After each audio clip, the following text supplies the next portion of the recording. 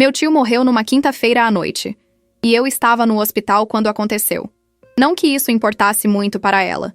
Para Cecília, a esposa dele, eu sempre fui apenas mais uma sombra na periferia da vida do meu tio Marcos. Mais um nome na lista de pessoas que ocasionalmente apareciam para almoços de domingo e festas de fim de ano. Ela nunca entendeu que família não se mede em frequência de visitas ou na quantidade de selfies tiradas juntos. Família se mede em ligações às 3 da manhã, em segredos guardados, em conversas que ninguém mais vai ouvir.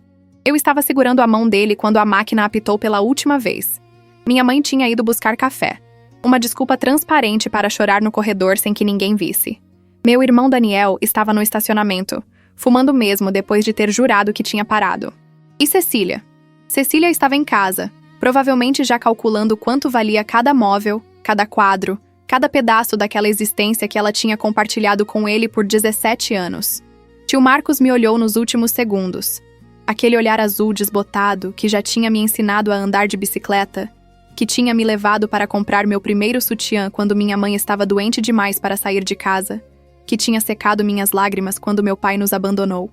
Ele apertou minha mão com uma força surpreendente para alguém tão perto do fim. Você gravou? Ele sussurrou, a voz rouca e quebrada. Gravei tudo, respondi, engolindo as lágrimas. Cada palavra. Ele sorriu. Foi um sorriso pequeno, cansado, mas tinha algo de triunfante nele. Algo que dizia: pronto, está feito. Agora você pode seguir em frente. 3 semanas antes, ele tinha me ligado. Era uma terça-feira chuvosa, daquelas em que o céu de São Paulo fica da cor de concreto molhado, e o trânsito parece ainda mais impossível que o normal. Eu estava no escritório, fingindo trabalhar enquanto rolava o feed do Instagram, quando o celular vibrou. Tio Marcos. Estranhei porque ele nunca ligava, sempre preferia mensagens de texto recheadas de emojis aleatórios que nunca faziam muito sentido no contexto. Oi, tio, tudo bem? Júlia, eu preciso falar com você. Pessoalmente. Hoje, se possível. O tom da voz dele me fez endireitar na cadeira. Não era o tio Marcos brincalhão que mandava memes ruins no grupo da família. Era outra pessoa. Alguém cansado. Alguém assustado. Claro! Onde você quer se encontrar? Você conhece aquele café perto do Ibirapuera? O que a gente costumava ir quando você era pequena? Conhecia. O Café do Bosque, um lugar meio escondido, com mesinhas de madeira desgastada e um cheiro permanente de pão na chapa e café forte. A gente ia lá aos sábados de manhã, só nós dois, enquanto minha mãe dormia até tarde, e meu irmão preferia ficar jogando videogame. Eram nossos encontros secretos, onde ele me contava histórias da juventude dele e eu reclamava dos professores chatos da escola. Estarei lá em 1 hora. Cheguei antes dele. Pedi um cappuccino e fiquei mexendo no celular, tentando não parecer ansiosa. Quando ele entrou, levei um susto. Tio Marcos sempre foi daqueles homens que envelheciam bem, com cabelo grisalho que as mulheres adoravam e um sorriso fácil que iluminava qualquer ambiente. Mas a pessoa que entrou naquele café parecia ter envelhecido 10 anos em poucos meses. Ele estava mais magro, com olheiras profundas e um jeito de andar cansado, como se carregar o próprio corpo fosse um esforço. Você está bem? Perguntei assim que ele sentou. Ele suspirou, pediu um expresso para a garçonete e ficou olhando pela janela por alguns segundos que pareceram horas. Eu estou morrendo, Júlia. As palavras saíram assim, sem rodeios, sem preparação, como se ele estivesse comentando sobre o tempo ou sobre o trânsito. O quê? Câncer no pâncreas. Estágio 4. Os médicos dão uns 3 meses, talvez menos. Senti como se o chão tivesse desaparecido debaixo de mim. O barulho do café, conversas, xícaras tilintando, a máquina de café chiando, tudo ficou abafado, distante. Mas dá pra fazer alguma coisa? Quimioterapia, cirurgia, algum tratamento experimental? Já fiz tudo isso, Ju. Nos últimos 8 meses. Não funcionou. Ele pegou minha mão através da mesa. Não é por isso que eu te chamei aqui. Não vim buscar piedade ou palavras de consolo. Vim porque eu preciso da sua ajuda. Qualquer coisa, tio, você sabe disso. Eu preciso que você grave uma conversa. Franzi a testa. Gravar? Que tipo de conversa? Ele olhou ao redor, como se estivesse checando se alguém estava ouvindo, e então se inclinou para a frente, abaixando a voz. Uma conversa entre mim e você, sobre a minha vida, sobre a Cecília, sobre o testamento, sobre verdades que ninguém mais sabe além de mim. E eu preciso que você guarde essa gravação. Não conte pra ninguém que existe, nem pra sua mãe, nem pro Daniel. Ninguém. Você vai saber quando usar. Tio, isso está me assustando.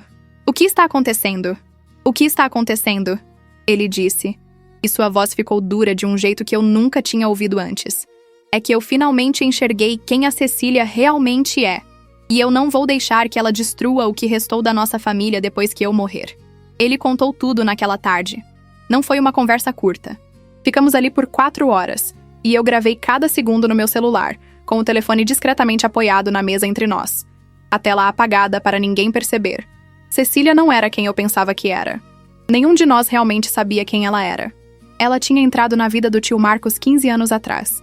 Uma mulher bonita e elegante que ele conheceu em um evento de trabalho. Ela era viúva, ou pelo menos era o que dizia, tinha 2 filhos de um casamento anterior. Pedro e Marina, meus primos que nunca foram exatamente calorosos comigo, mas que eu achava que eram apenas reservados, tímidos talvez. Tio Marcos se apaixonou rápido. Ele sempre foi assim, intenso em tudo que fazia.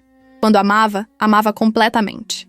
Cecília era refinada, culta, sabia falar sobre arte e vinhos e todas aquelas coisas que impressionam homens bem-sucedidos que cresceram em bairros simples e se esforçaram para chegar onde chegaram. Ela o fazia sentir sofisticado. Ela o fazia sentir importante. Mas aos poucos, tão devagar que ele mal percebeu, ela foi afastando nossa família. Primeiro foram as desculpas sutis. Estava com dor de cabeça e não podia receber visitas. Tinha marcado uma viagem justo no fim de semana do aniversário da minha mãe. A casa estava em reforma, então era melhor se encontrarem em restaurantes. Depois vieram os comentários velados. Sua irmã está um pouco depressiva ultimamente, não é? Talvez seja melhor dar um espaço para ela. O Daniel anda meio perdido na vida, né? Você já faz tanto por eles, Marcos. Não pode carregar todo mundo nas costas. Minha mãe notou, claro que notou. Mas o que ela podia fazer? Reclamar e parecer ciumenta da cunhada? Causar um atrito entre os irmãos por causa de impressões, de sensações? Ela engoliu, sorriu, aceitou os convites cada vez mais raros, suportou os jantares tensos onde Cecília dominava a conversa e tratava todos nós como se fôssemos visitantes inconvenientes na vida do meu tio. Eu era cego. Tio Marcos me disse naquela tarde, mexendo no café que já estava frio. Ou talvez eu simplesmente não quisesse ver. Ela me fazia sentir importante, sabe? E depois de um casamento fracassado, depois de anos me sentindo inadequado, era bom ter alguém que me olhasse como se eu fosse especial. Mas então veio o diagnóstico. E tudo mudou. Cecília ficou com ele no começo. Foi atenciosa, carinhosa até. Ia às consultas médicas. Segurava sua mão durante a quimioterapia. Postava no Instagram sobre a jornada deles contra o câncer com hashtags inspiradoras e fotos filtradas. Mas quando ficou claro que ele não ia melhorar, quando os médicos trocaram tratamento por cuidados paliativos, algo mudou. Ela começou a falar sobre o futuro, ele contou. Sobre quando isso acabar. No começo eu achei que ela estava falando sobre quando o tratamento acabasse. Quando eu ficasse bom. Mas não era isso. Ela estava falando sobre quando eu morresse. Ele descobriu por acidente. Uma conversa que ouviu pela metade entre Cecília e Pedro. Ela estava no escritório, pensando que ele estava dormindo por causa dos remédios, mas ele tinha acordado e foi buscar água. Ouviu a voz dela, excitada de um jeito que ele não ouvia há meses. Tudo vai ser nosso, Pedro. A casa, o apartamento na praia, as ações, tudo. Eu já conversei com o advogado. Como sou a esposa, tenho direito à herança legítima. E o testamento antigo que ele fez antes de me conhecer? Não vale mais nada. O último testamento registrado é o que fizemos juntos, 3 anos atrás, onde ele deixa tudo pra mim. E a família dele? Aquela gentinha, por favor. A irmã é uma coitada que nunca conseguiu se reerguer depois que o marido fugiu. Os sobrinhos são uns fracassados. Eles não merecem nada do que o Marcos construiu. Nós merecemos. Eu mereci, por ter ficado ao lado dele todos esses anos. Tio Marcos ficou parado no corredor, segurando o copo d'água, sentindo como se tivesse levado um soco no estômago. Não era só a frieza das palavras. Era a revelação de que aquilo que ele achava que era amor, cuidado, parceria, era apenas cálculo. Ela estava esperando ele morrer. Estava contando os dias. Eu fiquei 1 semana fingindo que não tinha ouvido nada. Ele me contou. E havia vergonha na voz dele. Parte de mim ainda queria acreditar que eu tinha entendido errado, que estava sendo paranoico por causa da doença. Mas aí eu comecei a prestar atenção. E vi tudo que estava sempre lá, mas que eu nunca quis ver. Os filhos dela, Pedro e Marina, tratavam minha mãe com desdém sempre que ela aparecia. Não era apenas indiferença. Era desprezo. Como se ela fosse uma intrusa, alguém que não tinha direito de estar ali. Cecília revisava cada conta, cada gasto, já fazendo inventário mental de tudo. E o mais cruel, ela tinha começado a apagar minha mãe da vida dele sistematicamente.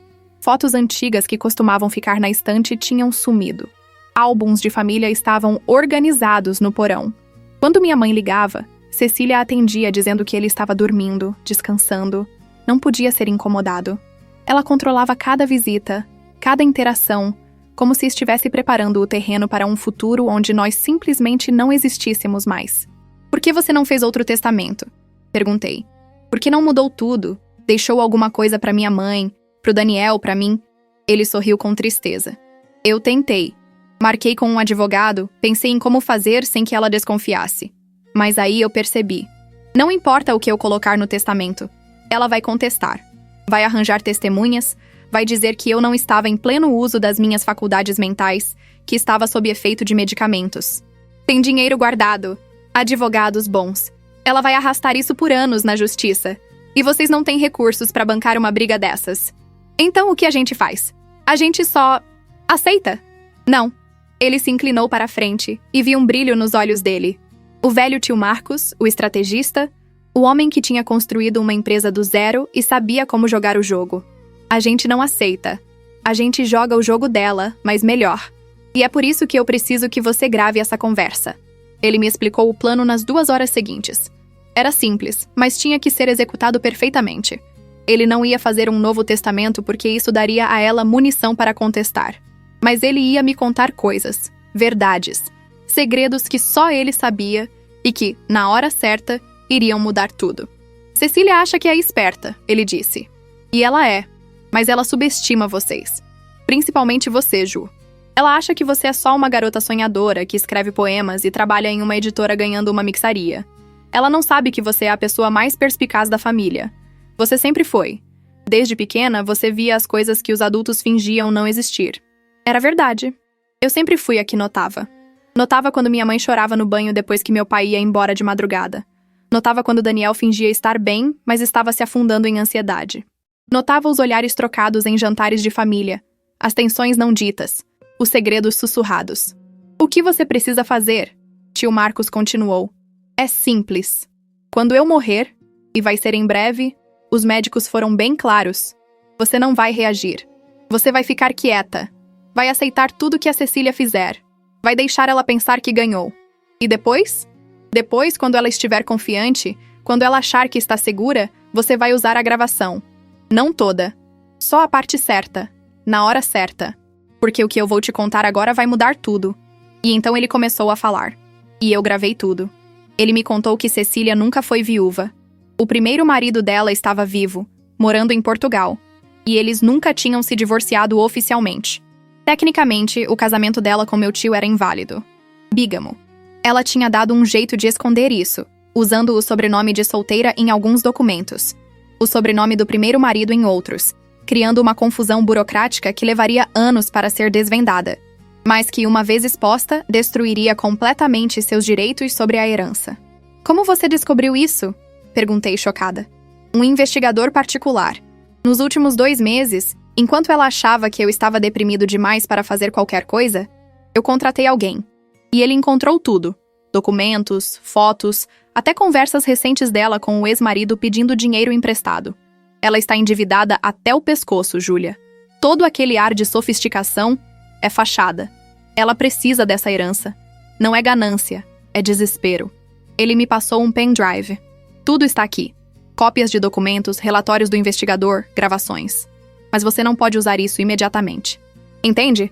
Se você mostrar isso muito cedo, ela vai ter tempo de se reorganizar, de criar uma história alternativa, de subornar pessoas. Você precisa esperar ela se comprometer. Esperar ela fazer algo tão ruim, tão público, que quando a verdade vier à tona, não vai ter como ela se recuperar. Como assim algo ruim? Ele sorriu, mas não havia alegria naquele sorriso. Eu conheço a Cecília. Quando eu morrer, ela não vai conseguir manter a máscara por muito tempo. Ela vai querer se livrar de vocês rapidamente, vai querer marcar território. Ela vai fazer algo cruel, algo dramático, e quando fizer, você vai ter testemunhas. Você vai ter prova de quem ela realmente é. E se ela não fizer nada? E se ela simplesmente for educada e nos afastar aos poucos? Ela não vai conseguir. O ódio que ela sente por vocês, principalmente pela sua mãe, é grande demais. Ela culpa sua mãe por eu ter gastado dinheiro ajudando vocês ao longo dos anos. Ela acha que cada centavo que foi para vocês foi roubado dela. Ela vai explodir. E quando explodir, você age. Saímos do café quando já estava escurecendo. Ele me abraçou forte na porta, um abraço longo demais, apertado demais. Você é muito parecida comigo, sabia? Ele disse no meu ouvido. Sonhadora, mas esperta. Gentil, mas forte quando precisa ser. Cuida da sua mãe pra mim. E não deixa a Cecília ganhar. Não vou deixar. 3 semanas depois, ele estava morto. E eu estava do lado dele, segurando a mão dele, com um celular no bolso que carregava verdades que iriam explodir a vida de Cecília como uma bomba relógio.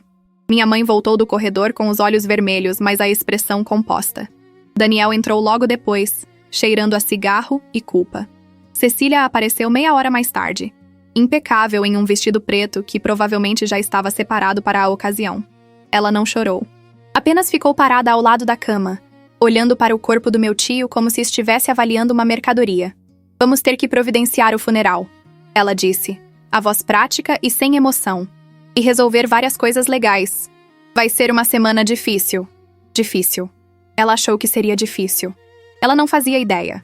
O funeral foi na segunda-feira. Um evento grande, cheio de gente que mal conhecia meu tio, mas que apareceu porque era o esperado. Cecília foi a viúva perfeita, linda em seu luto, recebendo condolências com a medida certa de tristeza e dignidade. Pedro e Marina ficaram ao lado dela como sentinelas, dando suporte emocional enquanto olhavam para nós. Minha mãe, Daniel e eu, como se fôssemos intrusos em um evento privado. Minha mãe chorou muito. Ela e tio Marcos eram mais que irmãos, eram melhores amigos. Quando nosso pai foi embora, foi tio Marcos quem pagou nossas contas por 6 meses até minha mãe conseguir um emprego. Foi ele quem apareceu em todas as apresentações da escola, em todos os aniversários, em todos os momentos em que precisávamos de uma figura paterna. E agora ele estava morto, e Cecília estava acenando para conhecidos com um sorriso triste, mas composto. Voltamos para a casa depois do enterro. A casa do tio Marcos. Uma construção linda em um bairro nobre, com jardim e piscina, e uma biblioteca cheia de livros que ele nunca teve tempo de ler. Nossa casa era o que minha mãe sempre dizia, o porto seguro da família, o lugar onde sempre havia espaço para mais um prato na mesa. Cecília nos recebeu na sala de estar. Tinha preparado café e salgadinhos, como se fosse uma reunião social qualquer. Nós nos sentamos exaustos, de luto, esperando, eu não sei o quê. Conforto, talvez? Solidariedade no sofrimento? Algum reconhecimento de que todos estávamos perdendo alguém importante? Ela ficou de pé, o que já era um sinal. Não se sentou conosco. Ficou ali, na frente da lareira, com a fotografia do meu tio na estante ao lado dela. Deu um gole no vinho tinto que tinha na mão e foi direta ao ponto. A casa é minha, ela disse, sem rodeios, sem suavizações. O testamento é claro. Tudo fica comigo. Vocês têm 3 dias para tirar o que quiserem levar. Roupas, objetos pessoais, lembranças pequenas. Nada de valor. Nada de móveis ou eletrônicos ou joias. E depois, vocês saem. O silêncio foi absoluto. Daniel ficou boquiaberto. Minha mãe empalideceu, como se tivesse levado um tapa. Cecília! Minha mãe começou, a voz tremendo. Eu sei que você está de luto, todos nós estamos, mas... Luto? Cecília deu uma risada curta, dura. Eu passei anos cuidando dele. Anos ouvindo reclamações, lidando com a doença, abrindo mão da minha própria vida. E sabe o que ele fazia? Gastava dinheiro com vocês. Sempre vocês. Seu empréstimo quando perdeu o emprego. A faculdade da Júlia. As contas do Daniel. Sempre vocês. Tirando o que era meu por direito. Ele era meu irmão, minha mãe disse, e havia uma dignidade ferida em sua voz que me partiu o coração. Nós crescemos juntos. Ele me amava. Amava? Cecília caminhou até a estante e pegou um porta-retratos. Era uma foto antiga da época em que minha mãe e tio Marcos eram jovens, em algum parque, sorrindo para a câmera. Essas fotos patéticas, essa nostalgia barata. Ele era meu marido, meu. E agora que ele se foi, vocês não têm mais nenhum direito sobre nada que foi dele. E então, enquanto todos nós observávamos em choque, Ela abriu a porta da lareira onde ainda havia brasas da noite anterior. Porque claro que havia, porque ela tinha planejado isso. E começou a jogar as fotos no fogo. Uma por uma. Fotos da minha mãe grávida, com tio Marcos sorrindo ao lado tocando sua barriga. Fotos de Natal, de aniversários, de churrascos no quintal. Fotos da nossa infância, dele nos ensinando a nadar na piscina, nos levando para parques, nos beijando a testa. Anos de memórias virando fumaça e cinzas. Parem com isso, minha mãe gritou levantando-se da cadeira. Mas Pedro já tinha se movido, bloqueando o caminho dela. Marina estava sorrindo, sorrindo. E Cecília continuava jogando fotos na lareira, uma após outra, com uma expressão de satisfação quase orgásmica. Você nunca teve importância para ele. Cecília cuspiu as palavras como veneno. Você era um peso, uma obrigação. Ele me contou, sabe? Em momentos de honestidade, ele admitia que vocês eram um fardo, que se sentia preso pela família, que queria viajar, aproveitar a vida, mas tinha que estar sempre disponível para resolver os problemas de vocês. Isso é mentira, Daniel falou, a voz baixa, mas firme. É verdade. E agora ele está livre. E eu também estou livre. Livre de vocês. Ela jogou a última foto no fogo e virou-se para nós com um sorriso triunfante. 3 dias. E se não saírem voluntariamente, eu chamo a polícia. Pedro e Marina começaram a aplaudir. Eu juro por Deus, eles aplaudiram. Como se aquilo fosse uma performance, um espetáculo digno de reconhecimento. Minha mãe estava chorando, tremendo, e Daniel parecia prestes a partir para cima deles. Mas eu me levantei calmamente. Caminhei até a lareira e, sob o olhar desdenhoso de Cecília, comecei a recolher as cinzas das fotos. Peguei um potinho decorativo que estava na estante, ironicamente um presente que minha mãe tinha dado ao tio Marcos anos atrás, e fui colocando as cinzas dentro cuidadosamente. O que você está fazendo? Cecília perguntou rindo. Vai guardar cinzas? Que patético! Não respondi. Apenas continuei recolhendo, pedacinho por pedacinho, até que o pote estava cheio. Daniel veio ao meu lado. Ju, esquece isso, não vale a pena. Ele sussurrou. Vamos só pegar nossas coisas e sair daqui. A gente não precisa dela ou dessa casa. Eu olhei para ele e sorri. Foi um sorriso que surpreendeu até a mim mesma, porque tinha algo nele que eu não esperava sentir. Confiança. Confia em mim, eu disse, baixo o suficiente para só ele ouvir. Nos próximos 3 dias, fizemos o que ela mandou. Recolhemos nossas coisas. Algumas roupas velhas que ainda estavam guardadas em quartos de hóspedes. Livros que tínhamos deixado lá ao longo dos anos. Pequenos objetos sem valor. Cecília supervisionava tudo, como uma guarda carcerária, checando cada caixa para ter certeza de que não estávamos roubando nada dela. Minha mãe mal falava. Ela estava destruída, e eu via Daniel ficando cada vez mais furioso, mas eu mantinha a calma. Guardava tudo dentro, porque eu sabia algo que eles não sabiam. Eu tinha o pendrive escondido no fundo da minha bolsa. Eu tinha a gravação no meu celular. E eu tinha um plano. Na manhã de segunda-feira, o advogado de Cecília recebeu um pacote. Não foi entregue pelos correios. Foi entregue por um mensageiro particular, em mãos, com instruções de que tinha que ser aberto imediatamente. Dentro estava uma cópia de todos os documentos que o investigador particular do meu tio tinha encontrado, junto com uma carta. A carta era curta e direta. Prezado Dr. Tavares, acredito que você gostaria de saber que está representando uma cliente que cometeu bigamia. A senhora. Cecília Mendes nunca se divorciou legalmente de seu primeiro marido, José Antônio Santos, atualmente residente em Lisboa, Portugal. Isso torna seu casamento com o falecido Marcos Ferreira legalmente nulo, o que, por sua vez, invalida qualquer direito dela sobre a herança dele. Em anexo, você encontrará cópias de certidões de casamento, documentos de imigração e uma declaração assinada do Sr. Santos confirmando que nunca houve divórcio. Presumo que, como advogado ético, você vai querer verificar essas informações antes de prosseguir com qualquer processo de inventário. Se precisar de mais documentação, estou à disposição. Atenciosamente, Júlia Ferreira. Incluí meu número de telefone. E então sentei-me para esperar. Não demorou muito. Às 11 da manhã, meu celular tocou. Número desconhecido. Atendi. Alô? Senhorita Ferreira? Aqui é Rodrigo Tavares, advogado da senhora Cecília Mendes. Precisamos conversar. Sobre os documentos que enviei? Houve uma pausa. Um suspiro pesado. Entre outras coisas, a senhora pode vir ao meu escritório ainda hoje? Posso, mas não vou sozinha. Vou levar minha mãe e meu irmão, que são os parentes de sangue do falecido. E vamos precisar que a senhora Cecília esteja presente também. Não sei se isso é... Dr. Tavares, eu disse. E minha voz estava firme de um jeito que surpreendeu até a mim mesma. O senhor representa uma cliente que está tentando roubar uma herança baseada em um casamento fraudulento. A não ser que queira ser cúmplice disso, sugiro que organize essa reunião. Hoje, às 3 da tarde. E avise a Cecília que seria melhor ela estar preparada para explicar muitas coisas. Desliguei antes que ele pudesse responder. Minhas mãos estavam tremendo, mas era adrenalina pura. Liguei para minha mãe. Mãe, vista sua melhor roupa. A gente tem uma reunião às 3. O escritório do Dr. Tavares ficava em um prédio elegante na Faria Lima, todo vidro e aço, com recepcionistas que pareciam ter saído de uma revista de moda. Chegamos 15 minutos antes da hora marcada, porque minha mãe é do tipo que prefere morrer a chegar atrasada em qualquer lugar. Ela estava usando um vestido azul marinho que tinha guardado para ocasiões especiais, o cabelo preso em um coque que a fazia parecer mais velha e mais séria. Daniel tinha vestido terno, algo que ele odiava, mas que o fazia parecer um adulto responsável em vez do eterno adolescente de 28 anos que morava com a mãe. Eu estava com uma calça social preta e uma blusa branca. Nada muito chamativo, mas profissional.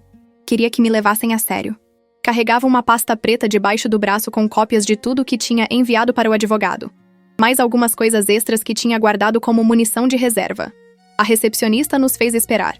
É sempre assim com advogados caros. Eles fazem você esperar para mostrar que o tempo deles é mais valioso que o seu. Mas eu não me importei. Quanto mais tempo tivéssemos para nos prepararmos mentalmente, melhor. Cecília chegou exatamente às 3. Porque é claro que ela chegaria no horário. Nem antes nem depois. Sempre no controle. Sempre calculada. Ela estava impecável como sempre. Com um conjunto de calça e blazer cinza que provavelmente custava mais que o aluguel de 3 meses do nosso apartamento. Os cabelos loiros perfeitamente escovados, a maquiagem leve mas impecável, as joias discretas mas claramente caras. Ela nos viu sentados na recepção e seu rosto se contorceu em uma expressão de desgosto, como se tivesse acabado de pisar em algo nojento. "O que vocês estão fazendo aqui?" Ela sibilou, mantendo a voz baixa para não causar uma cena na frente das recepcionistas. "Fomos convidados pelo Dr. Tavares", respondi calmamente. "Assim como você." "Isso é um absurdo." "Rodrigo!" Ela chamou, marchando até o balcão. "O que está acontecendo? Por que essa gente está aqui?" Antes que a recepcionista pudesse responder, uma porta se abriu e o Dr. Tavares apareceu. Ele era um homem na faixa dos 50, cabelo grisalho, óculos de armação grossa, com aquele ar de quem tinha visto de tudo e não se impressionava facilmente. Mas quando olhou para Cecília, vi algo em seus olhos que me deu esperança. Desconforto. "Cecília, por favor, vamos para a sala de reuniões, todos vocês", ele acrescentou, olhando para nós. "Rodrigo, eu não vou me sentar com... Agora, Cecília." A voz dele estava firme e profissional, mas havia um tom de autoridade que não aceitava discussão. Ela cerrou os dentes, mas o seguiu. Nós a acompanhamos em silêncio. A sala de reuniões era enorme, com uma mesa de madeira polida que refletia as luzes do teto, cadeiras de couro e uma parede inteira de vidro com vista para a cidade. O Dr. Tavares fechou a porta atrás de nós e gesticulou para que nos sentássemos. Cecília se sentou na cabeceira da mesa porque é claro que ela sentaria lá, tentando manter alguma ilusão de controle. Nós sentamos do lado oposto, unidos, uma frente. O advogado ficou de pé por um momento, organizando papéis, e então finalmente se sentou e nos encarou. "Bem", ele começou, tirando os óculos e limpando as lentes com um lenço, um gesto que parecia mais nervosismo que necessidade. "Esta é uma situação... complicada." "Complicada?" Cecília riu, mas não havia humor naquilo. "Rodrigo, esses 3 apareceram no meu funeral, fizeram uma cena, e agora estão tentando... O que exatamente? Me acusar de algo?" "Não estamos acusando", eu disse calmamente. "Estamos apresentando fatos." "Fatos?" Ela me olhou como se eu fosse um inseto. "Você é uma menina de 25 anos que trabalha em uma editora de 5ª categoria. Que fatos você poderia possivelmente ter?" Abri minha pasta e tirei um documento, deslizando-o pela mesa até o Dr. Tavares. "Este é o certificado de casamento da senhora com José Antônio Santos, datado de 15 de junho de 2001, em Lisboa, Portugal. Registrado no cartório de Santa Maria Maior." O rosto de Cecília empalideceu ligeiramente, mas ela se recompôs rápido. "Isso é antigo. Nós nos divorciamos." Não divorciaram, Daniel falou, e havia uma satisfação em sua voz que fez Cecília apertar os lábios. Você só o abandonou e voltou para o Brasil, pensando que ninguém iria atrás. Deslizei outro documento. Esta é uma declaração assinada e reconhecida em cartório do Sr. José Antônio Santos, confirmando que nunca houve processo de divórcio entre vocês. Ele ainda considera vocês casados, inclusive. O Dr. Tavares estava lendo os documentos com uma expressão cada vez mais séria. Cecília estava ficando visivelmente nervosa agora, os dedos tamborilando na mesa, a respiração um pouco mais rápida. Isso não prova nada, ela tentou, mas a voz estava menos segura. Papéis podem ser falsificados. Podem, concordei. É por isso que também trouxe registros de imigração mostrando suas entradas e saídas do Brasil e de Portugal, onde você visitou o Sr. Santos pelo menos 4 vezes nos últimos 10 anos. Inclusive, eu deslizei mais um papel. Uma foto de vocês dois juntos em um restaurante em Lisboa, tirada há 2 anos. Curiosamente, na mesma época em que você estava casada com meu tio. O silêncio na sala era pesado. O doutor Tavares estava olhando para Cecília com uma expressão que misturava desapontamento e raiva profissional. Cecília, por favor, me diga que isso não é verdade. Eu posso explicar. Não, deixa eu explicar. Eu a interrompi. E minha voz estava mais dura agora. Você cometeu bigamia. Seu casamento com meu tio é legalmente nulo. Isso significa que você não tem nenhum direito sobre a herança dele como esposa. Nada. Zero.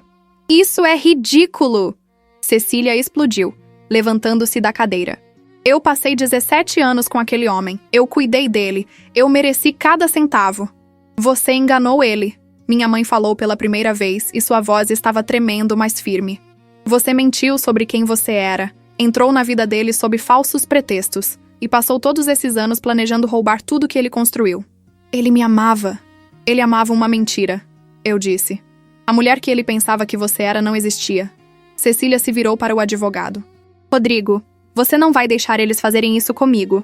Nós temos um testamento. Um testamento válido que deixa tudo para mim. O Dr. Tavares suspirou pesadamente. Cecília, se seu casamento com o Sr. Ferreira é inválido, então você não é a viúva dele. O testamento que ele fez te nomeando como beneficiária perde a validade porque foi baseado em uma premissa falsa, que vocês eram legalmente casados. Em casos de casamento nulo, a lei trata a situação como se o casamento nunca tivesse existido. Então quem fica com a herança? Ela perguntou, e havia pânico em sua voz agora. Os parentes de sangue mais próximos. Ele respondeu, olhando para nós. No caso, a irmã dele e os sobrinhos. Não. A palavra saiu como um rosnado. Não. Eu não vou deixar vocês tirarem o que é meu. Nunca foi seu, Daniel disse simplesmente. Cecília olhou para cada um de nós e viu o momento em que a máscara finalmente caiu completamente. Não havia mais a sofisticação, a elegância estudada. Havia apenas raiva nua, feia, desesperada. Vocês acham que são espertos? Vocês acham que ganharam? Ela riu, mas era uma risada amarga, cruel. Eu vou lutar contra isso. Vou arrastar vocês para todos os tribunais possíveis. Vou contratar os melhores advogados. Vou arruinar vocês. Com que dinheiro? Eu perguntei calmamente. Porque meu tio também me contou sobre suas dívidas. Os cartões de crédito estourados. Os empréstimos que você fez usando joias dele como garantia. As contas que você estava pagando no mínimo. Esperando que ele morresse logo para você poder quitar tudo de uma vez. Ela ficou em silêncio. Mas seus olhos eram puro ódio. Você precisa de dinheiro desesperadamente. Continuei. É por isso que você agiu tão rápido depois da morte dele. É por isso que você nos expulsou da casa em 3 dias. Você precisa vender tudo, pagar suas dívidas e começar de novo. Mas não vai conseguir fazer isso, porque a casa não é sua. Nada é seu. Júlia, o doutor Tavares me interrompeu gentilmente. Talvez seja melhor darmos um tempo para processar tudo isso. Cecília, você vai precisar de representação legal diferente daqui para frente, porque eu não posso mais representá-la neste caso. Há um conflito de interesses óbvio. Você está me abandonando? Cecília olhou para ele incrédula. Estou seguindo a ética profissional. Ele respondeu firmemente. E sugiro fortemente que você busque aconselhamento legal imediatamente, porque esta situação é extremamente grave. Bigamia é crime no Brasil, Cecília. Ela empalideceu ainda mais. Você não iria... Não sou eu que você precisa se preocupar, ele disse. E seus olhos se voltaram para mim. Todos olharam para mim. Minha mãe, Daniel, Cecília, o advogado, esperando para ver o que eu faria. Se eu iria pressionar acusações criminais, se eu iria destruir completamente a vida dela, ou se eu tinha algum tipo de misericórdia guardada. Eu pensei em meu tio. Pensei em todas as histórias que ele tinha me contado sobre escolher batalhas, sobre saber quando lutar e quando recuar. Pensei em como ele sempre dizia que a melhor vingança não era destruir seus inimigos, mas sim construir uma vida tão boa que eles se tornavam irrelevantes. Eu não vou processar você criminalmente, eu disse finalmente, e vi o alívio começar a aparecer no rosto de Cecília. Mas tem condições. O alívio evaporou. Que condições? Primeira, você vai assinar uma renúncia formal de qualquer direito sobre a herança do meu tio. Não vai contestar, não vai lutar, não vai criar problemas. Vai simplesmente aceitar que você não tem direito a nada. Ela cerrou os dentes, mas acenou com a cabeça. Segunda, você vai devolver todas as joias que pegou do cofre dele. Eu sei que você pegou, ele me contou onde estavam escondidas e eu já verifiquei. Estão faltando pelo menos R$200 mil em joias. Eu preciso daquilo para... Não me importa para o que você precisa. Você roubou. Devolve ou eu processo você por furto além da bigamia. Outro aceno de cabeça, esse mais relutante. Terceira, você vai sair da casa em 1 semana. Pode levar seus pertences pessoais, suas roupas, seus objetos, mas os móveis, os quadros, os livros, tudo que era dele, fica. 1 semana? Eu preciso de tempo para encontrar um lugar. 1 semana. A mesma que você nos deu. Na verdade, estou sendo generosa. Você nos deu 3 dias. Ela me fuzilou com os olhos, mas sabia que não tinha escolha. E quarta. Eu pausei, pegando mais um papel da minha pasta. Você vai assinar esta confissão. Não é para processar você. É apenas para meus registros. Admitindo que enganou meu tio, que sabia que seu casamento era inválido e que tentou fraudar a herança dele. Se você alguma vez tentar nos processar ou criar qualquer problema no futuro, esta confissão vai direto para a polícia. Você quer que eu assine minha própria sentença de morte? Eu quero garantias de que você vai sumir da nossa vida e nunca mais voltar. Respondi. Assine isso, cumpra as condições e você pode seguir em frente. Recuse, e eu vou tornar sua vida um inferno legal pelos próximos 5 anos. O Dr. Tavares estava me olhando com algo que parecia ser respeito. Minha mãe estava boquiaberta. Ela nunca tinha me visto assim, fria, calculista, implacável. Daniel estava com um sorriso no rosto. Cecília pegou a caneta que o advogado ofereceu. Sua mão tremia enquanto assinava cada documento. A renúncia de direitos, a confissão, o acordo de devolução das joias. Cada assinatura era um pedaço da vida que ela tinha planejado sendo arrancado dela. Quando terminou, ela jogou a caneta na mesa com força. Vocês são iguais a ele. Calculistas, frios. Ele sempre fingiu ser um homem bom, generoso, mas no fundo era só um manipulador. Ele era um homem bom, minha mãe disse. E havia tristeza em sua voz, mas também firmeza. Ele ajudava as pessoas, amava sua família. E se ele era calculista ao lidar com você, foi porque você o forçou a ser. Você que jogou esse jogo primeiro, Cecília. Ele só jogou melhor. Cecília nos olhou uma última vez, pegou sua bolsa e saiu da sala batendo a porta. Nós ficamos ali em silêncio por um momento, ainda processando o que tinha acabado de acontecer. Senhorita Ferreira, o Dr. Tavares disse finalmente. Isso foi impressionante. Você tem certeza de que não quer cursar direito? Eu ri, uma risada um pouco trêmula, porque a adrenalina estava começando a passar, e eu estava começando a perceber a magnitude do que tinha acabado de fazer. Não, obrigada. Uma vez na vida é suficiente. Bem, vocês vão precisar de representação legal para processar o inventário corretamente. Se quiserem, posso recomendar alguns colegas. Ou, ele hesitou, posso oferecer meus serviços, sem custo. Considere uma forma de me desculpar por ter representado a senhora Mendes sem verificar adequadamente seu status marital. Minha mãe olhou para mim. Daniel olhou para mim. Era minha decisão. Eles estavam me deixando decidir. Porque de alguma forma, naquelas últimas semanas, eu tinha me tornado a pessoa forte da família. A pessoa que tomava as decisões difíceis. Aceito, eu disse. Mas quero tudo documentado, tudo transparente. Nada de surpresas. Absolutamente. Vou preparar toda a documentação necessária e manter vocês informados de cada passo. Saímos do escritório quando o sol já estava se pondo, tingindo o céu de laranja e rosa. Ficamos parados na calçada por um momento, apenas respirando, deixando o peso do dia nos atingir. Meu Deus, Daniel disse finalmente. Isso realmente aconteceu? A gente realmente ganhou? Não ganhamos nada, minha mãe disse calmamente. Marcos se foi. Nenhuma casa ou dinheiro vai trazer ele de volta. Mas ela não vai ficar com tudo, eu disse.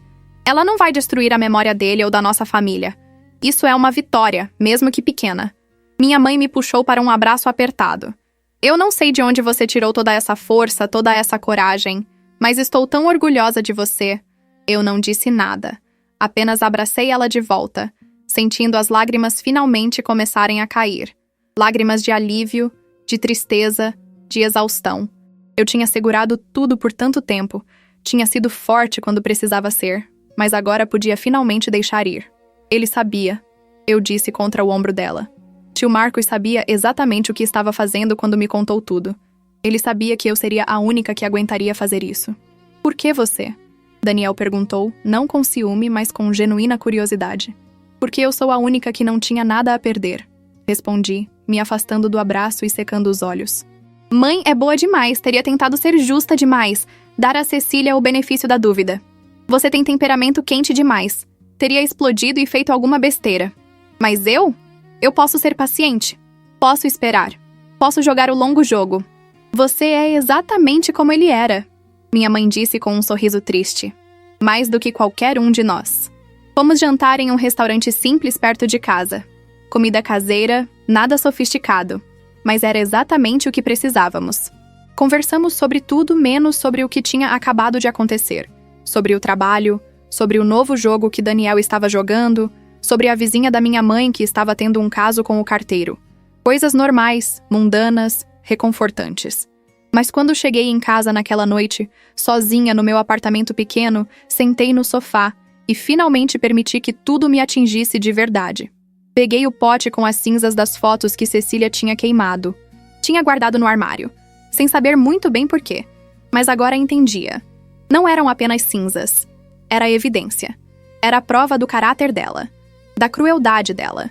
E se precisasse, se ela voltasse, se ela tentasse algo, eu tinha isso. Tinha a memória de Pedro e Marina aplaudindo enquanto a mãe deles destruía décadas de lembranças de família. Mas mais que isso, tinha algo que Cecília nunca ia ter.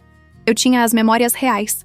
Não as fotos, mas os momentos que elas representavam. Eu me lembrava do cheiro do protetor solar que tio Marcos passava em mim antes de me ensinar a nadar. Lembrava da textura do casaco dele quando eu chorava no ombro dele depois de uma decepção amorosa. Lembrava do som da risada dele quando eu contava piadas ruins. Ela podia queimar as fotos, mas não podia queimar as memórias. Ela podia tentar apagar nossa existência da vida dele, mas ela tinha falhado. Porque nós estávamos aqui, vivos, lembrando, honrando ele da única forma que realmente importava. Meu celular vibrou. Uma mensagem de um número desconhecido. Você vai se arrepender disso. Todos vocês vão se arrepender. Cecília. É claro. Ela não conseguia simplesmente aceitar a derrota. Tinha que ter a última palavra. Tinha que tentar manter algum poder, algum controle. Eu poderia ter ignorado. Poderia ter bloqueado o número. Mas em vez disso, digitei uma resposta. Eu não me arrependo de proteger minha família. E se você tentar algo contra nós, lembre-se, eu ainda tenho aquela confissão assinada. E eu não vou hesitar em usá-la. Siga em frente com sua vida, Cecília, porque essa parte da sua história acabou. Bloqueei o número antes que ela pudesse responder. E então liguei para o Daniel. Eu acabei de receber uma mensagem ameaçadora da Cecília. Sério? O que ela disse? Contei a ele. Houve um silêncio do outro lado da linha. Você acha que ela vai tentar algo? Ele perguntou. Não sei, mas a gente precisa estar preparado. Vou falar com o Dr. Tavares amanhã, ver se ele pode pedir uma ordem de restrição ou algo assim. Júlia, ele disse. E sua voz estava séria de um jeito que raramente ficava. Você não está sozinha nisso, tá? Se ela vier atrás de você, a gente vai estar junto. Eu e a mãe. A gente é uma equipe. Eu sei, respondi. E senti um calor no peito. Eu sei. Na semana seguinte, Cecília saiu da casa. Chegamos para supervisionar a mudança. E foi exatamente como eu esperava. Dramático. Ela tinha contratado uma empresa de mudanças grande e havia caixas por toda parte. Tentou levar alguns móveis, mas eu estava com a lista que tio Marcos tinha me dado de tudo que era dele antes do casamento, e bloqueei cada tentativa. Essa mesa foi comprada por nós juntos.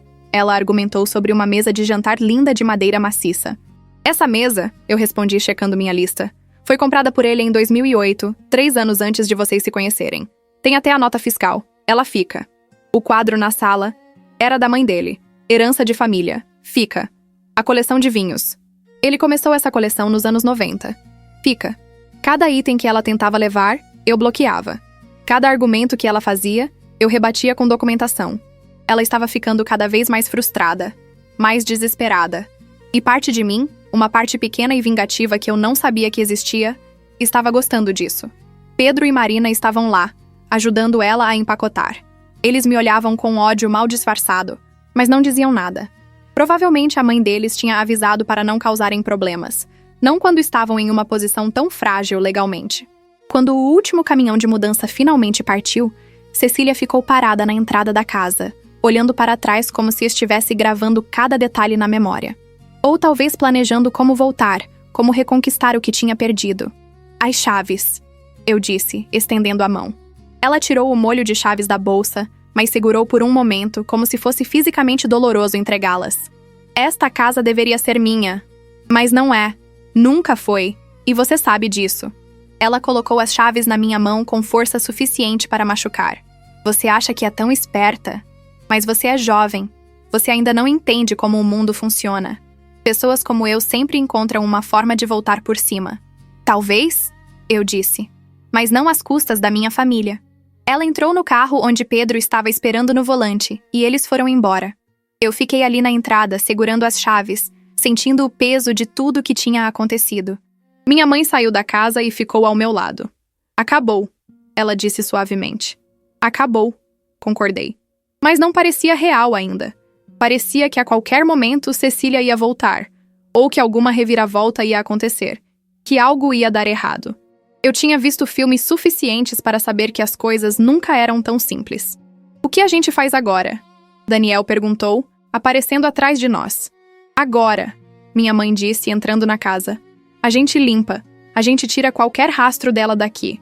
E a gente transforma isso de volta no que sempre deveria ter sido. Um lar. Levamos 3 dias. 3 dias de limpeza profunda, de reorganização, de redescoberta. Encontramos coisas que Cecília tinha escondido. Mais fotos de família, guardadas no fundo de gavetas. Cartas que tio Marcos tinha escrito para minha mãe ao longo dos anos.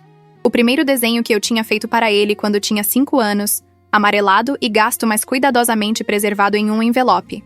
Cada descoberta era uma pequena vitória. Cada item recuperado era uma prova de que ela tinha falhado em apagar nossa presença da vida dele. No 3º dia, enquanto limpava o escritório dele, encontrei algo escondido atrás de uma fila de livros na estante. Um caderno. Não um caderno qualquer. Era velho, a capa desgastada, as páginas amareladas. Abri com cuidado e reconheci imediatamente a caligrafia dele. Era um diário. Ou algo parecido.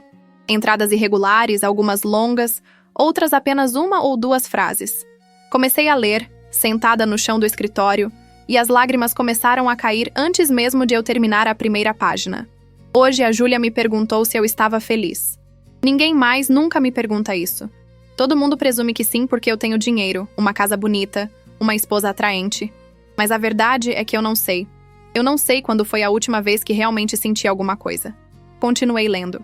Entradas sobre a doença, sobre o tratamento, sobre o medo de morrer, mas também entradas sobre nós.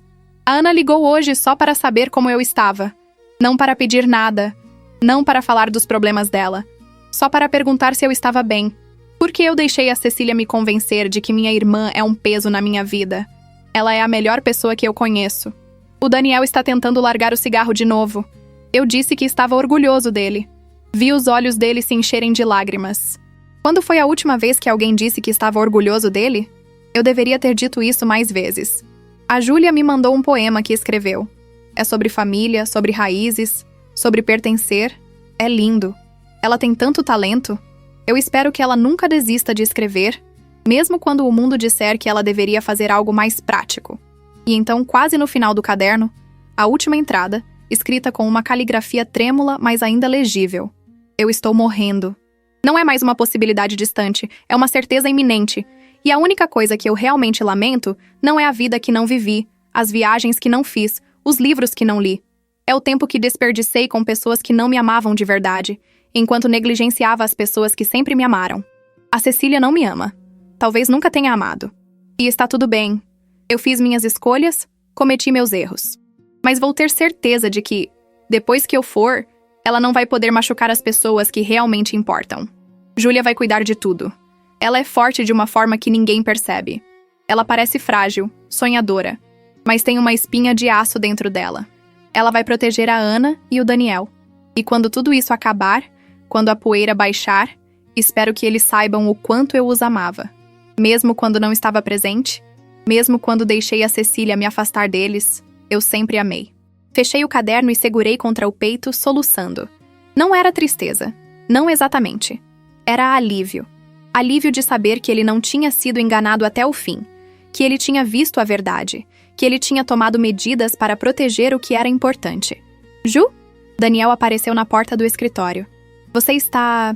O que é isso? Mostrei o caderno. Ele sentou ao meu lado e lemos juntos, passando as páginas devagar, absorvendo cada palavra. Quando terminamos, ele estava chorando também. Ele sabia, Daniel disse. O tempo todo ele sabia. E ele escolheu proteger a gente. Mesmo doente, mesmo morrendo, ele estava pensando em nós. Levamos o caderno para minha mãe. Ela leu em silêncio, sentada na cozinha, as lágrimas caindo silenciosamente.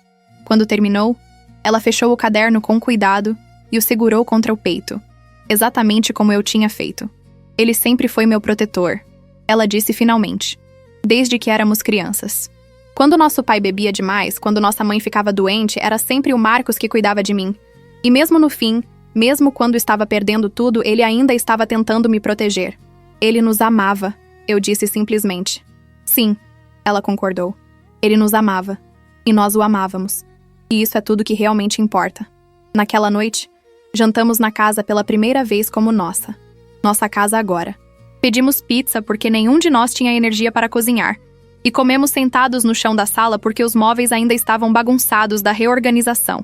Mas era perfeito. O que a gente vai fazer com essa casa? Daniel perguntou. É grande demais para qualquer um de nós morar sozinho. Talvez a gente não more sozinho, minha mãe sugeriu. Talvez a gente more junto. Por um tempo, pelo menos. Até descobrirmos o que queremos fazer. Era uma ideia maluca. Éramos adultos. Cada um tinha sua vida, seus hábitos. Mas quanto mais eu pensava nisso, mais fazia sentido. Tínhamos passado por tanto juntos nas últimas semanas. Tínhamos nos tornado mais próximos do que nunca. Eu topo, eu disse. Eu também, Daniel concordou. E assim decidimos. Íamos morar juntos na casa que tio Marcos tinha deixado para nós. Não para sempre, mas por enquanto. Para nos curarmos, para nos reconectarmos, para honrarmos a memória dele da melhor forma possível. Sendo uma família. Mas eu ainda tinha o pendrive. Ainda tinha a gravação completa da conversa com meu tio, com todos os segredos que ele tinha me contado. Tinha usado apenas uma parte, a informação sobre a bigamia. Mas havia mais, muito mais. E uma parte de mim se perguntava se deveria guardar isso ou se deveria destruir. Tio Marcos tinha me dado essas informações para usar se precisasse, mas eu tinha vencido. Tinha protegido minha família. Ainda precisava desses segredos? Decidi guardar, pelo menos por enquanto. Porque Cecília tinha razão sobre uma coisa. Pessoas como ela sempre encontravam uma forma de voltar. E se ela voltasse, eu queria estar preparada. Guardei o pendrive em um lugar seguro, junto com o caderno dele e a confissão assinada de Cecília. Minha coleção de evidências, meu arsenal de proteção. E então tentei seguir em frente com a vida. Seguir em frente com a vida era mais fácil de dizer do que fazer. Os primeiros meses na casa foram estranhos. Uma dança desajeitada de 3 adultos tentando descobrir como dividir espaço, responsabilidades, privacidade. Minha mãe insistia em fazer café da manhã para todos todas as manhãs, mesmo quando eu dizia que estava bem com apenas café. Daniel deixava roupas sujas espalhadas pela sala até eu ou minha mãe reclamarmos. Eu ficava acordada até tarde escrevendo no meu laptop, o brilho da tela iluminando a sala de estar às 3 da madrugada. Mas aos poucos, encontramos um ritmo, uma rotina, algo que começava a parecer normal. O processo de inventário estava andando, lentamente como tudo que envolve burocracia brasileira. O Dr. Tavares era eficiente, mas havia papelada, documentos para assinar, impostos para calcular. A herança do tio Marcos era substancial. A casa, o apartamento na praia, investimentos, uma conta poupança generosa. Dividido entre nós três, era o suficiente para mudar nossas vidas completamente. Minha mãe queria usar o dinheiro dela para finalmente abrir a pequena livraria que sempre tinha sonhado. Daniel estava pensando em investir em um negócio, talvez uma loja de games ou algo relacionado à tecnologia. E eu? Eu não sabia. Parte de mim queria continuar na editora, fazendo o trabalho que amava mesmo que mal pagasse as contas. Mas outra parte estava cansada de lutar, de viver no limite, de nunca ter segurança. Você não precisa decidir agora, minha mãe me disse uma manhã, enquanto tomávamos café na cozinha. A luz do sol entrava pela janela, iluminando seu rosto de um jeito que a fazia parecer mais jovem, mais leve. Pela primeira vez na vida você tem tempo. Use esse tempo para descobrir o que realmente quer. Era um luxo ter tempo. Um luxo que eu nunca tinha tido antes. Mas então, 3 meses depois de Cecília ter saído da casa, as coisas começaram a acontecer. Primeiro foram as ligações. Números desconhecidos no meio da noite. Quando eu atendia, silêncio do outro lado, seguido de desligar. Irritante, mas não ameaçador. Bloqueei os números, segui em frente. Depois foram os e-mails. Mensagens anônimas para minha conta de trabalho, dizendo que eu tinha roubado a herança, que era uma pessoa horrível que merecia sofrer. Reportei como spam, ignorei. Mas aí as coisas escalaram. Alguém fez um post anônimo em um fórum online, usando meu nome completo, meu endereço de trabalho, e uma história completamente fabricada sobre como eu tinha seduzido meu tio moribundo para conseguir a herança dele. Era asqueroso, cheio de detalhes falsos e insinuações nojentas. Algumas pessoas acreditaram. Comecei a receber olhares estranhos no trabalho, sussurros quando eu passava. É ela, a que aproveitou do tio doente. Conversei com meu chefe, expliquei que era tudo mentira, que alguém estava tentando me difamar. Ele acreditou em mim, mas via dúvida em seus olhos. A semente tinha sido plantada. Daniel começou a ter problemas no trabalho também. Alguém enviou um e-mail anônimo para o gerente dele alegando que ele tinha roubado o equipamento da empresa. Não era verdade, é claro. E a investigação não encontrou nada. Mas a suspeita ficou. E minha mãe? Alguém deixou mensagens horríveis na secretária eletrônica dela, chamando-a de interesseira, de parasita, dizendo que ela tinha manipulado o irmão por dinheiro a vida inteira. Era Cecília. Tinha que ser. Mas ela estava sendo inteligente, usando métodos que não podiam ser rastreados até ela, criando apenas o suficiente de caos para tornar nossas vidas miseráveis, sem se expor legalmente. A gente precisa fazer alguma coisa, Daniel disse uma noite depois de mais uma rodada de ligações anônimas. Isso está ficando fora de controle. O que você sugere? Perguntei cansada. A gente não tem prova de que é ela. A gente sabe que é ela. Saber não é o mesmo que provar.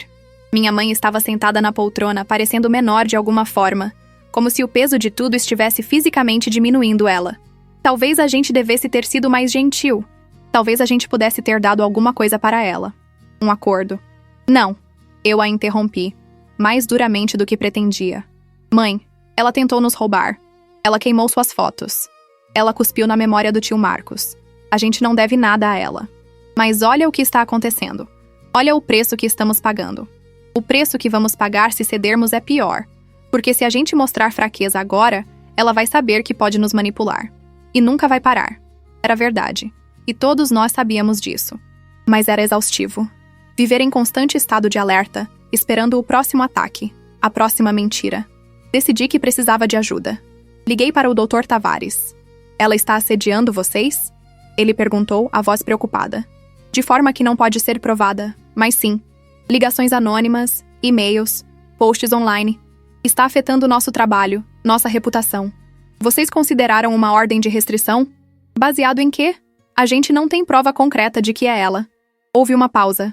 Deixa eu fazer algumas ligações. Tenho um amigo que trabalha com segurança cibernética. Talvez ele consiga rastrear de onde esses e-mails e posts estão vindo. Era um começo. Mas enquanto esperávamos, as coisas continuaram piorando. Uma tarde, voltei para a casa do trabalho e encontrei a porta da frente arrombada. Meu coração parou. Entrei com cuidado, esperando encontrar a casa revirada, coisas roubadas, vandalismo. Mas não. Tudo estava intacto. Quase tudo. O pote com as cinzas das fotos tinha sumido. O pote que eu tinha deixado na estante da sala cuidadosamente guardado. Alguém tinha entrado, tinha mexido em algumas coisas superficialmente para fazer parecer um roubo, mas tinha levado apenas aquilo. Liguei para a polícia. Eles vieram, fizeram o boletim de ocorrência, perguntaram o que tinha sido levado. Um pote com cinzas, eu disse, e vi o olhar de confusão no rosto do policial. Como você explica que alguém roubou cinzas de fotos queimadas sem parecer maluco? Mas eu sabia o que aquilo significava. Era uma mensagem. Eu posso entrar na sua casa. Eu posso pegar o que eu quiser. Você não está segura. Naquela noite, instalamos um sistema de segurança. Câmeras, alarmes, sensores de movimento. A casa que deveria ser nosso santuário estava se tornando uma fortaleza. Isso é loucura, Daniel disse enquanto o técnico instalava a última câmera. A gente deveria estar feliz, aproveitando a vida, e em vez disso estamos nos escondendo como criminosos. Não estamos nos escondendo, respondi.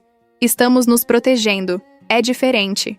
Mas ele tinha razão. Aquilo era loucura, e estava apenas começando. 2 semanas depois, o amigo do Dr. Tavares ligou com notícias. Ele tinha conseguido rastrear alguns dos e-mails anônimos. Não vinham diretamente do computador de Cecília, é claro. Ela era esperta demais para isso. Mas vinham de um café internet que ficava a 2 quarteirões do apartamento onde ela estava morando atualmente. Não é prova definitiva, ele admitiu, mas é circunstancial forte, especialmente considerando a frequência e o timing dos e-mails. O Dr. Tavares sugeriu que juntássemos toda a evidência que tínhamos, os registros de ligação, capturas de tela dos posts online, o relatório policial do arrombamento, e confrontássemos Cecília diretamente.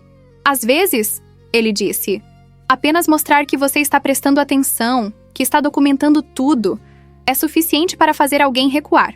Mas eu tinha uma ideia melhor, ou pior, dependendo de como você olhava. Eu quero usar o resto da gravação, eu disse. Que gravação? Minha mãe perguntou. Eu tinha contado a ele sobre a conversa que gravei com o tio Marcos, sobre a bigamia, sobre como consegui toda a informação, mas não tinha contado tudo o que estava na gravação. Ainda havia segredos que eu estava guardando. Tio Marcos me contou mais coisas naquele dia. Coisas sobre Cecília que eu não usei ainda porque não precisava. Mas agora, pausei, pegando o pendrive do meu esconderijo. Agora eu acho que preciso. Conectei o pendrive no laptop e coloquei a gravação para tocar. Não toda, apenas a parte que eu tinha guardado para emergências. A voz do meu tio preencheu a sala, e foi como se ele estivesse ali conosco, vivo, presente. Tem mais uma coisa sobre a Cecília que você precisa saber, Ju. Ela não é apenas uma golpista de casamento. Ela fez isso antes. 2 vezes antes, para ser exato. Minha mãe ficou boquiaberta. Daniel se inclinou para a frente, totalmente focado. O primeiro foi um empresário em Curitiba, nos anos 90. Casou com ele, ficou 3 anos, e quando ele morreu em um acidente de carro, herdou tudo. A família dele contestou, mas ela venceu na justiça. Segundo foi um político em Brasília, mesmo padrão. Casou, esperou, ele morreu, ataque cardíaco dessa vez. E ela ficou com a herança. A família dele também tentou lutar, mas ela tinha sido muito cuidadosa, muito inteligente. Meu Deus, minha mãe sussurrou. E aí vim eu. A voz do tio Marcos continuou, com uma amargura que partia o coração. O terceiro, o idiota que achou que era diferente, que era especial, mas o investigador encontrou tudo. Documentos, registros de morte, processos judiciais.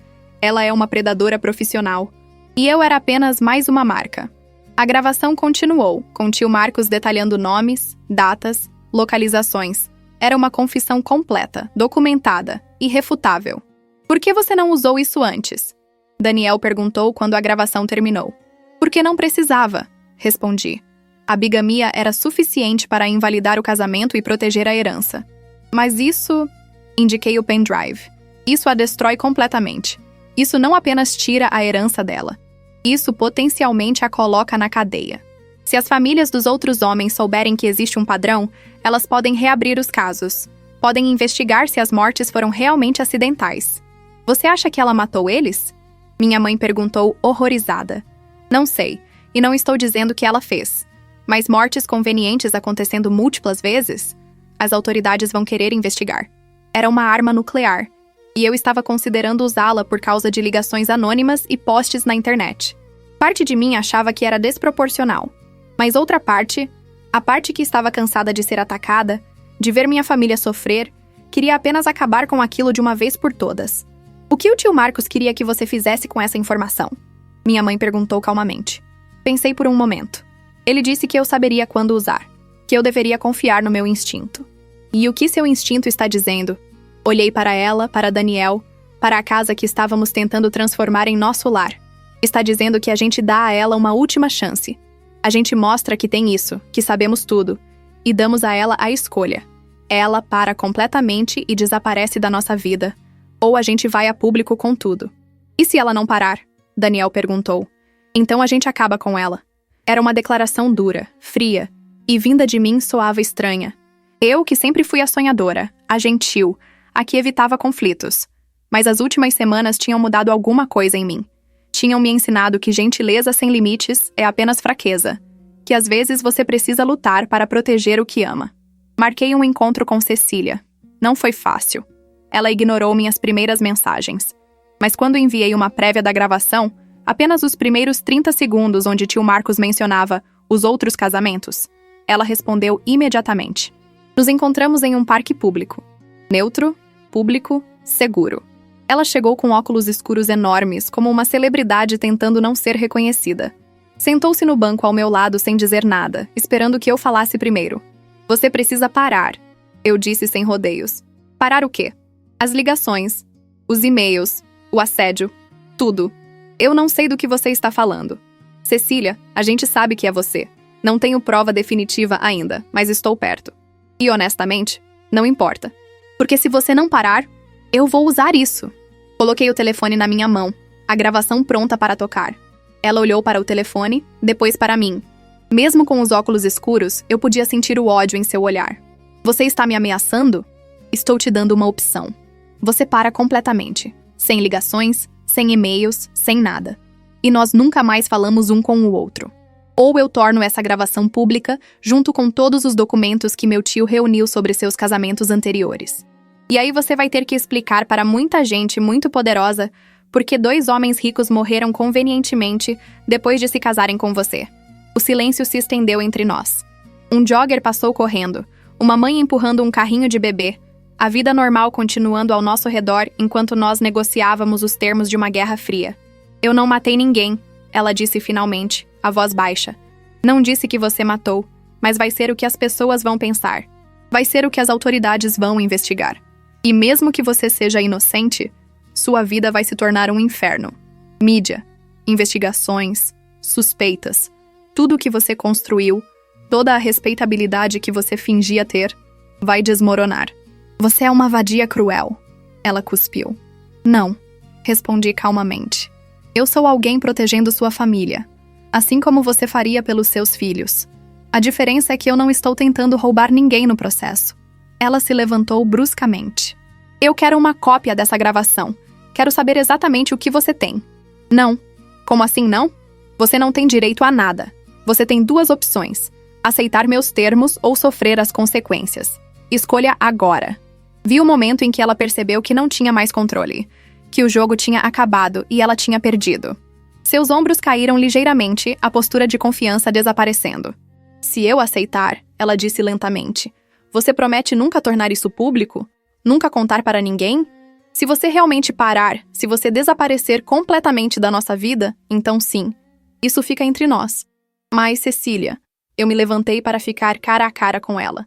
Se você quebrar esse acordo, se você tentar qualquer coisa, não vou hesitar. Entendeu? Ela acenou com a cabeça. Uma vez, rápido. Diga em voz alta. Eu quero ouvir você concordar. Eu concordo, ela disse entre dentes cerrados. Eu vou parar. Ótimo. Comecei a me afastar, mas parei e me virei de volta. E Cecília, sinto muito pelo que aconteceu com você.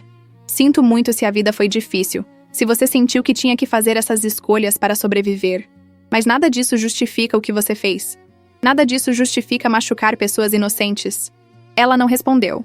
Apenas ficou ali de pé, uma figura solitária no parque. E pela primeira vez, senti algo além de raiva por ela. Senti pena. Pena de alguém que tinha se tornado tão amargurada, tão perdida, que só sabia como tirar dos outros em vez de construir algo próprio. As ligações pararam. Os e-mails pararam. Os posts online foram removidos. Cecília cumpriu sua palavra e eu cumpri a minha. A gravação ficou guardada. Um segredo que só nós 3 sabíamos. A vida começou a se normalizar novamente. Devagar, cuidadosamente, como uma planta crescendo através de concreto rachado. Minha mãe começou a fazer planos concretos para a livraria. Daniel se inscreveu em alguns cursos de empreendedorismo. E eu? Eu comecei a escrever. Não apenas os relatórios e revisões editoriais do meu trabalho, mas algo meu. Uma história. Uma história sobre família, sobre traição, sobre escolher lutar quando seria mais fácil desistir. Não era exatamente nossa história. Eu mudei nomes, detalhes, contextos, mas a essência estava lá. Escrever era catártico. Cada palavra digitada era uma forma de processar o que tinha acontecido, de dar sentido ao caos. E, surpreendentemente, era bom. Realmente bom. Você deveria tentar publicar isso, minha mãe disse uma noite depois de ler os primeiros capítulos. Sério, Ju? Isso é incrível. É muito pessoal, argumentei. Toda boa história é pessoal. É por isso que as pessoas se conectam com elas. Pensei sobre isso. Sobre transformar nossa dor, nossa luta, em algo que pudesse ajudar outras pessoas. Algo que pudesse mostrar que até nas situações mais difíceis, você pode encontrar força. Você pode vencer. 6 meses depois de Cecília ter saído de nossas vidas, o inventário finalmente foi concluído. O Dr. Tavares nos chamou para seu escritório para assinar os documentos finais. Era oficial. A herança era nossa. Vocês sabem, ele disse enquanto organizava os papéis. Em todos meus anos de prática, nunca vi um caso como esse. A maioria das pessoas teria desistido quando confrontadas com alguém como Cecília. Mas vocês lutaram. E mais importante, vocês lutaram juntos. Não tínhamos escolha, minha mãe disse. Família luta por família. Ele sorriu. Nem toda família faz isso. Acredite em mim.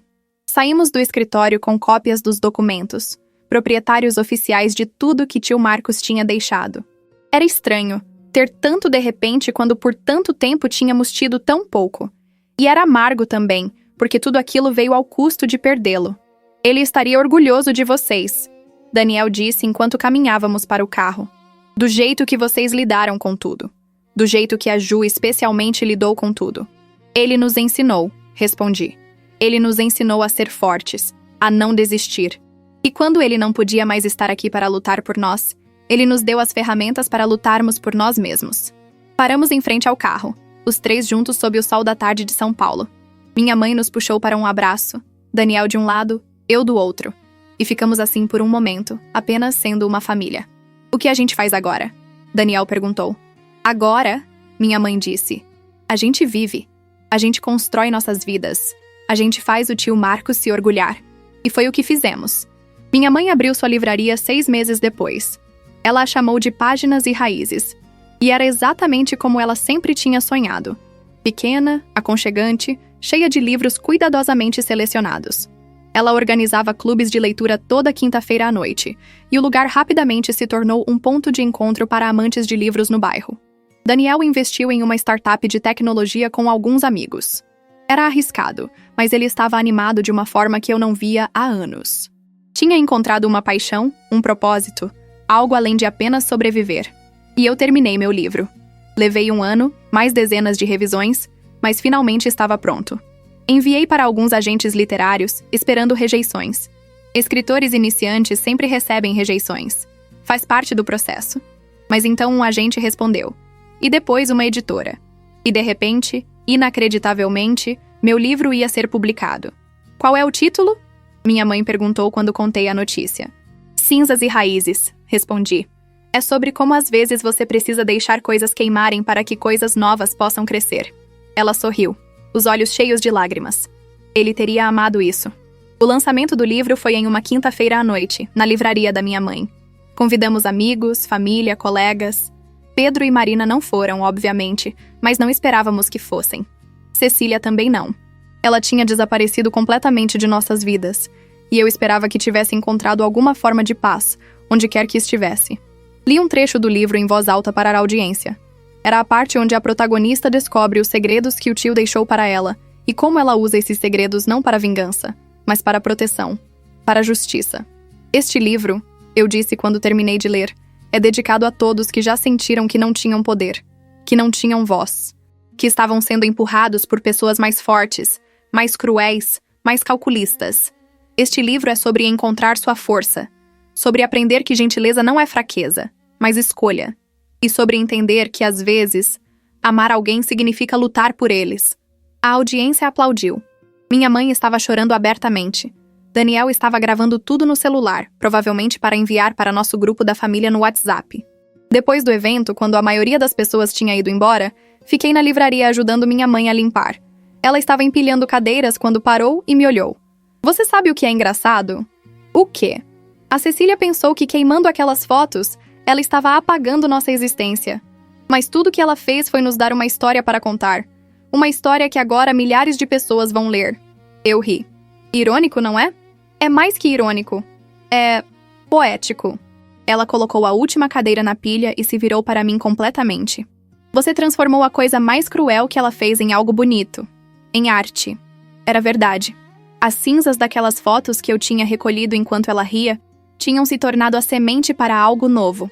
Para uma história. Para um livro. Para uma forma de cura não apenas para mim, mas potencialmente para outros também. Você ainda tem o pendrive? Minha mãe perguntou de repente. Tenho. Por quê? Eu estava pensando... Talvez seja a hora de destruir. De realmente deixar isso ir. Pensei sobre isso. O pendrive estava em um cofre no banco, junto com a confissão assinada de Cecília e outros documentos importantes. Era minha apólice de seguro, minha garantia de que ela nunca voltaria. Mas minha mãe tinha razão. Guardar aquilo era como guardar veneno. Era manter a porta aberta para o passado, para a dor, para a raiva. Tudo bem, concordei. Vamos destruir, juntos. No dia seguinte, os três fomos ao banco. Recuperamos o pendrive e a confissão. E então fomos para a casa. Nossa casa. E fizemos uma pequena cerimônia no quintal. Acendemos uma fogueira no poço que tio Marcos tinha construído anos atrás para churrascos. Daniel jogou o pendrive no fogo. Eu joguei a confissão. Minha mãe jogou as últimas cópias impressas dos documentos do investigador que ainda tínhamos guardado. Assistimos tudo queimar. Plástico derretendo, papel virando cinza, segredos se transformando em fumaça. É estranho, Daniel disse. Como queimar coisas pode ser tanto destrutivo quanto libertador. Depende do que você está queimando, respondi. E por quê? Quando as chamas finalmente se apagaram e só restavam brasas, minha mãe pegou nossas mãos. Acabou, ela disse simplesmente. Realmente acabou. E estava. Aquele capítulo das nossas vidas tinha fechado. Cecília era passado. A dor era passado. A raiva era passado. O que tínhamos agora era futuro. Meu livro foi razoavelmente bem-sucedido. Não foi um best-seller nacional, mas vendeu o suficiente para uma segunda impressão. Recebi cartas de leitores contando suas próprias histórias de ter que lutar contra parentes gananciosos, contra cônjuges manipuladores, contra sistemas injustos. E cada carta me lembrava por que tinha escrito o livro em primeiro lugar. Não era sobre a Cecília. Nunca foi sobre ela. Era sobre nós. Sobre como 3 pessoas que tinham todas as razões para desistir, para se renderem, para deixarem o mundo esmagá-las, escolheram lutar. Juntos. 2 anos depois da morte do tio Marcos, fizemos uma pequena celebração em sua memória. Não foi algo triste ou pesado. Foi uma festa, com comida que ele gostava, música que ele curtia, histórias que nos faziam rir. Convidamos os velhos amigos dele, colegas de trabalho, vizinhos. Pessoas que o amavam de verdade, não por seu dinheiro ou status, mas por quem ele era. Ele teria odiado toda essa atenção. Um dos amigos dele disse, rindo. Totalmente, concordei. Mas também teria amado ver todo mundo junto, celebrando. No final da noite, quando os últimos convidados tinham ido embora, nós 3 ficamos no jardim sob as estrelas. A mesma piscina onde tio Marcos tinha nos ensinado a nadar ainda brilhava sob as luzes. A mesma árvore onde ele tinha pendurado um balanço para mim quando eu era criança ainda estava de pé. Vocês acham que ele sabe? Daniel perguntou. Que a gente venceu? Que a gente está bem? Acho que sim, minha mãe disse. De alguma forma, acho que ele sabe. Eu olhei para a casa, para as janelas iluminadas, para o lugar que tinha sido campo de batalha, e agora era lar. Ele sempre soube, eu disse. Foi por isso que ele preparou tudo.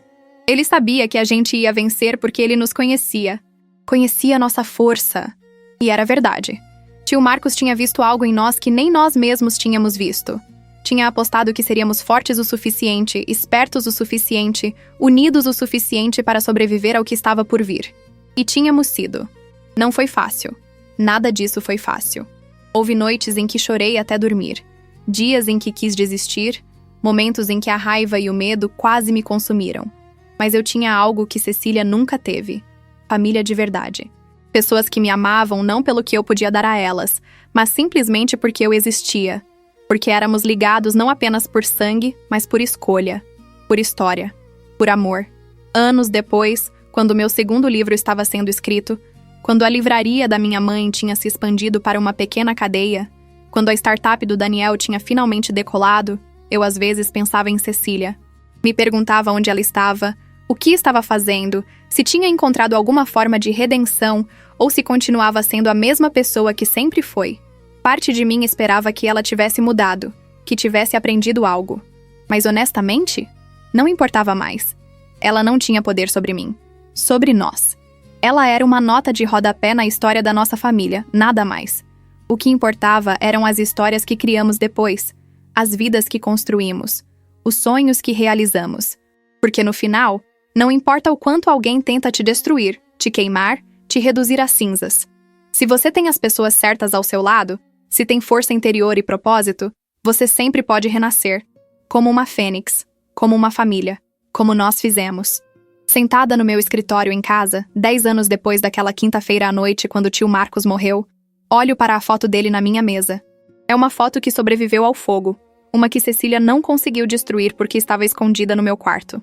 Ele está sorrindo, aquele sorriso que iluminava ambientes inteiros, e seus olhos têm aquele brilho de alguém que sabia exatamente quem era e o que valia. Obrigada, eu digo em voz alta, mesmo sabendo que ele não pode ouvir. Ou talvez possa, de alguma forma, em algum lugar. Obrigada por acreditar em mim, por nos dar as ferramentas para lutar, por nos ensinar que família vale a pena proteger. O vento balança as cortinas. Uma brisa suave entra pela janela aberta, trazendo o cheiro do jardim, de flores e terra e vida. E por um momento, apenas um breve e perfeito momento, eu juro que posso sentir ele ali. Não como um fantasma ou uma presença assustadora, mas como uma lembrança reconfortante. Como a certeza de que, mesmo morto, ele ainda estava cuidando de nós da única forma que podia, através do legado que deixou, através das lições que ensinou, através do amor que nunca realmente morre. Volto a escrever, as palavras fluindo naturalmente agora, a história tomando forma. É um novo livro, uma nova jornada, mas com a mesma mensagem que sempre esteve no coração do meu trabalho. Você é mais forte do que pensa. Sua família vale a pena lutar. E às vezes, a melhor vingança não é destruir seus inimigos, mas simplesmente viver bem. Viver autenticamente. Viver completamente. Viver. E é exatamente isso que estamos fazendo.